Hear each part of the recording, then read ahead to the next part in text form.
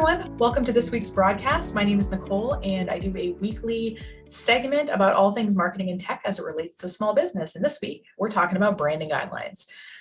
So branding guidelines are typically a document, and it can be of varying lengths or detail.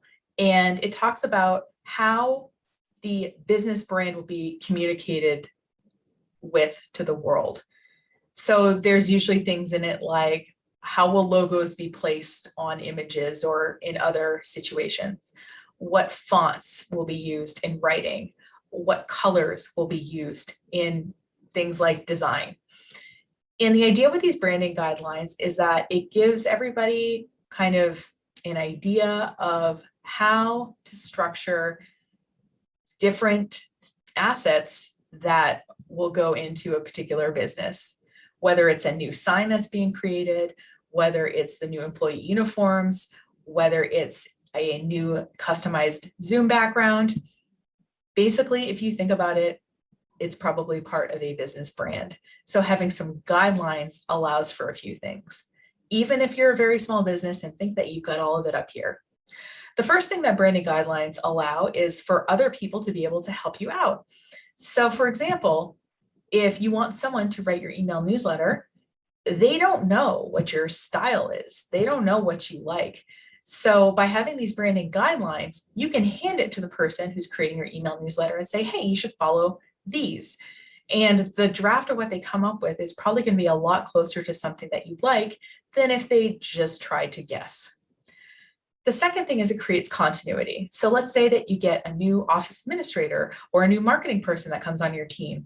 By handing them the branding guidelines, if there was somebody that was either doing their job before, or if it's kind of like something that they're going to be working with other people on, they have the same background information as the previous person or as their other team members in terms of what the expectation is and what the end product will look like. And finally, branding guidelines save time. If you think about it, like think about if you're the kind of person who has like a capsule wardrobe and you open up your closet and you can just get dressed and go because you have these chosen options and they all work together. Versus if you have an overstuffed closet and you try to get dressed in the morning, you are almost paralyzed with choice.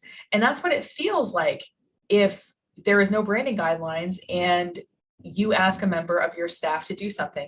Oh, hey, can you come up with a flyer for our upcoming event? They have no basis to start off with. So they're just kind of reaching into a full closet and taking a guess. So by creating branding guidelines, you're saving them time and indirectly you're saving your business money because it's going to allow everybody to be more efficient. So now let's talk a little bit about the different ways of structuring branding guidelines because it definitely varies. So the first thing I want to note is that your business is going to care about different things. And I am working on a checklist. It's like always in development. I'll put the link here to where it lives, but these are all assets that basically can be a part of your brand. Now, I haven't included really specific things. Like let's say you're a car detailer and you know how they always put those floor mats down after they detail your car. That's something you might want to put your brand on, but you might look at that and say, I don't really care. And that's fine. You just want the plain white ones? That's cool. What is more powerful about the branding guidelines, it's not just thinking about what you care about, but understanding that there's certain things that you're willing to let go or not necessarily pay a lot of attention to. And that's totally okay. So this branding guidelines checklist should allow you to basically think about what you care about and what you don't. And in thinking about what you care about, give you a starting point with where you're going to start with your branding guidelines. Obviously start with what you care about. So I want to go over a few kind of templates of branding guidelines that might be helpful for you, whether you're doing this yourself or whether you're working with somebody on doing these for you. So the first concept, and this is good if you're doing it yourself, is what's called a style tile. So style tiles are, and I like this concept because they're a web design concept. Old school web design, what people would do was they would, take Photoshop or something and they would show that this is exactly what your website is going to look like. And with responsive design, that's not really possible anymore because your phone and your computer and your giant 55-inch screen TV are all going to display that website differently. And so what we want to do when we communicate with clients about design is kind of show them what is going into their design without necessarily committing to a format, because obviously that's going to change as screen sizes change. So the style tile is basically almost like a mood board or of interior design. I always think about interior designers because they have like swatches and they have like room inspiration and they have like pieces of furniture that they want to buy, and it's all like in one, almost like a bulletin board, and they show it to their client. And this is kind of like the sort of thing that you can do as a website designer. But also if you're just kind of getting into business branding and want to sort of start slow, this is a doable amount of thinking. Now, let's say that you're thinking, well, I want a little bit more, I guess, say, or a little bit more space to talk about more ideas. So the great thing is Canva has branding guideline templates. So I just pulled up one here but they have tons of them. This isn't the only branding guidelines that they have. It's almost so if you just search branding guidelines, there is at least 20 templates, but this is like what colors we're using and things like that, the general style of photography, how we're using typefaces, which is like fonts. So this is a little bit more detailed. And again, there might be parts of these slides that you're like, yeah, I don't really have a major opinion on that, but I challenge you because I sometimes don't think I have opinions on something. And then I start working with it and I'm like, I don't like that. I don't like that. So I clearly do have an opinion on it. Now, whenever I talk to people about branding guidelines, obviously a first thing to do if you just want something that's a little bit maybe more specific to your particular vertical. So like, let's say that you're a salon. If you just look up branding guidelines in your industry, there's probably somebody that's created something, and it gives you a good starting off point because, you know, as a salon, you're thinking about things like, okay, well, how is the workstation set up where, you know, we're cutting people's hair or coloring people's hair? And, you know, someone who's thought through salon branding guidelines has thought through what some of those things are. So that's sometimes a good place to start. And, you know, these can be super detailed, and the most detailed branding guidelines I've ever seen. And if you have, by the way, more detailed ones, please leave them in the comments below, because this is Sotheby's International Realty. And this is an older version of their branding guidelines. I'm not sure if you can see it because it's in really small font, but I'm on page 13 of 72.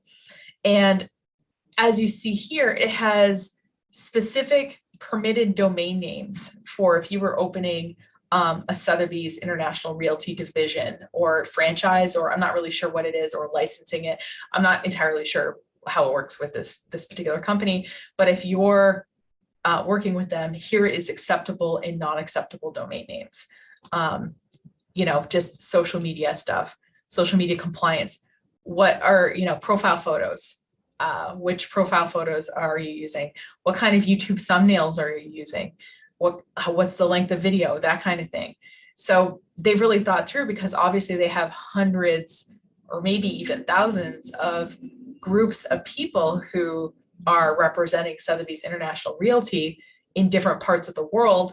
And by creating these guidelines, they're making sure that everybody kind of represents the company very similarly. So as you grow, branding guidelines can be really good in terms of making sure that your, you know, business mission and communications stay really uniform. So, you know, whether you just want to start with something very basic or whether you just want to go full on in, I hope you do consider creating branding guidelines for your business. It's something that I know is difficult at first because maybe you're still figuring out what your identity is. So if you're just starting off and want to just try a few things, you know, that's fine. But as you grow your team, as you start to think about maybe outsourcing some of these tasks, as you, you know, want to be a little bit more efficient when you create things, whether it's social media images or, you know, other content items that you create a lot of, the branding guidelines can really be helpful. And even though they take time to create, they do more than save the amount of time they take to create. So I think they are worthwhile. So thanks so much for watching. I appreciate your time. And if you have any questions or comments, you can leave a comment below wherever you're watching this video. And if you want to contact me more privately, you can also email me, and I'll put that on the screen now. Thanks again so much for watching. Have a great rest of your day, and